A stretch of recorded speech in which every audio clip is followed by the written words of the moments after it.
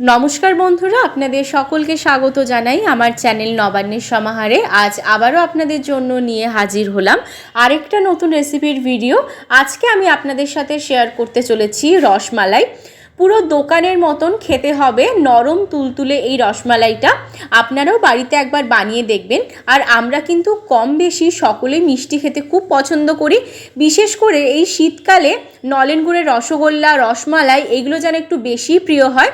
এর আগে কিন্তু আমি আমার চ্যানেলে নলেন গুড়ের রসগোল্লা শেয়ার করে ফেলেছি। এবার আজকে আমি আপনাদের সাথে শেয়ার করব রসমালাই। তাহলে চলুন বেশি কথা না বাড়িয়ে আজকের এই রেসিপিটা শুরু করা যাক। রেসিপিটা বানানোর জন্য এখানে আমি ঘরে তৈরি করা 200 গ্রাম ছানা নিয়ে নিয়েছি। আর ছানাটা দেখুন, ছানাটা কিন্তু অনেক নরম। আপনারাও যখন ছানাটা তৈরি করবেন তখন খেয়াল রাখবেন যেন ছানাটা অনেকটা নরম হয়, ঝরঝরে করবেন না, তাহলে কিন্তু রসমালাইটা নরম তুলতুলে হবে না। এবার এর মধ্যে আমি 1 চামচ ময়দা দিয়ে দিলাম, দিয়ে ভালো করে কিন্তু এটাকে আমি মেখে নিচ্ছি। দেখুন এইভাবে হাতের তালুর সাহায্যে এটাকে ভালো করে একটু চটকে চটকে মেখে নিতে হবে। সুন্দরভাবে একদম স্মুথ করে কিন্তু ডোটাকে তৈরি করে নিতে হবে। একটু 3-4 মিনিট সময় নিয়ে এইভাবে সুন্দর করে মেখে নিলেই কিন্তু ডোটা একদম তৈরি হয়ে যাবে। আর যত ভালোভাবে ডোটাকে মাখবেন রসমালাইগুলো কিন্তু ততটাই সুন্দর হবে। দেখুন ডোটা কিন্তু একদম তৈরি হয়ে গেছে, কতটা সুন্দর নরম হয়েছে দেখতেই পাচ্ছেন। এবার আমি এই ডো থেকে কিন্তু ছোট ছোট করে একদম ছোট ছোট লেচিগুলো কেটে নেব। ঠিক যেমন দোকানের হয় একদম ছোট ছোট রসমালাই, সেরকমই আমি দেখাচ্ছি। তবে আপনারা চাইলে কিন্তু রসমালাইয়ের শেপটা আপনাদের ইচ্ছে মতো গড়ে নিতেই পারেন। অনেক সময় লম্বাটেও হয়, একটু বড় সাইজেরও হয়, তবে আমি একদম ছোট ছোটোভাবে তৈরি করছি। দেখুন এরকম ছোট ছোট সাইজের লেচিগুলো আমি কেটে নিচ্ছি।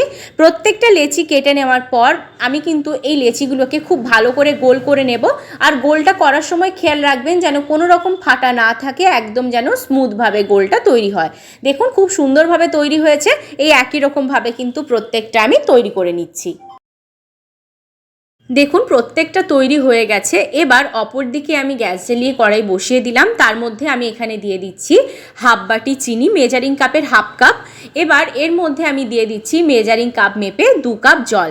জলটা দিয়ে দেওয়ার পর এর মধ্যে দিয়ে দিলাম আমি 2টো ফাটিয়ে রাখা এলাচ। এবার ভালো করে এই চিনির শিরাটাকে কিন্তু আমি ফুটিয়ে নেব।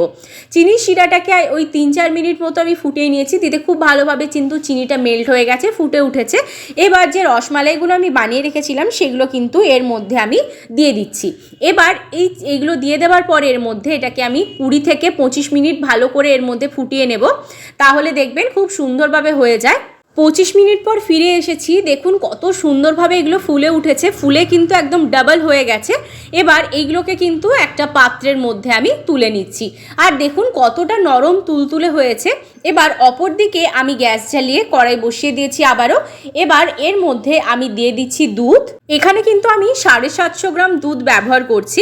এবার দুধটা এর মধ্যে দিয়ে দেবার পর দুধটাকে কিন্তু খুব ভালো করে আমি ফুটিয়ে নেব।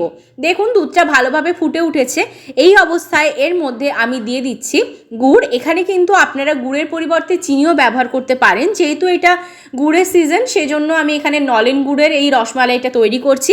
এখানে কিন্তু আমি ঝোলা খেজুর গুড়টা ব্যবহার করছি। আপনারা কিন্তু এমনি ঢেলা যে খেজুর গুড় পাওয়া যায় সেটাও ব্যবহার করতে পারেন, তবে আমি এটাই ব্যবহার করছি। এবার ভালো করে কিন্তু এর সাথে আমি মিশিয়ে নিলাম, দিয়ে ভালোভাবে এখানে ফুটে উঠেছে দেখুন। এবার কিন্তু যে রসমালাইগুলোকে আমি ওই ফুটিয়ে নিয়েছিলাম চিনি রসের মধ্যে সেগুলো কিন্তু এক এক করে এর মধ্যে আমি দিয়ে দিচ্ছি। দেখুন কতটা নরম হয়েছে। ঠিক এইভাবে কিন্তু আমি প্রত্যেকটা রসমালাই দুধের মধ্যে দিয়ে দিচ্ছি। এবার দেখুন খুব ভালোভাবে কিন্তু এটাকে আমি 10 মিনিট মতো ফুটিয়ে নিচ্ছি। দিয়ে আমি আপনাদেরকে একদম দেখাচ্ছি যে কতটা ঘন হয়েছে। যেহেতু রসমালাই একটু ঘন হয় সেজন্য কিন্তু এখানে আমি 10 মিনিট মতো ফুটিয়ে নিয়েছি। দেখুন ফিরে এলাম 10 মিনিট পর, কত সুন্দরভাবে ঘন হয়ে গেছে। এটা যদি ঠান্ডা করে নিই তাহলে আরও ঘন হয়ে যাবে, সেজন্য আর আমি ফোটাচ্ছি না। এবার ঠান্ডা করে নিয়ে একটা পাত্রের মধ্যে সার্ভ করে দিয়েছি। দেখুন কতটা সুন্দর দেখতে লাগছে।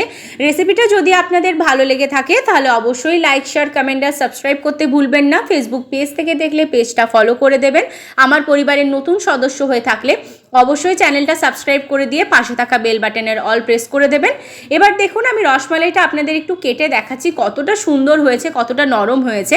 যদি রেসিপিটা ভালো লাগে অবশ্যই কিন্তু বাড়িতে একবার ট্রাই করবেন। ভালো থাকবেন, সুস্থ থাকবেন। আবার দেখা হচ্ছে নতুন একটা রেসিপির সাথে।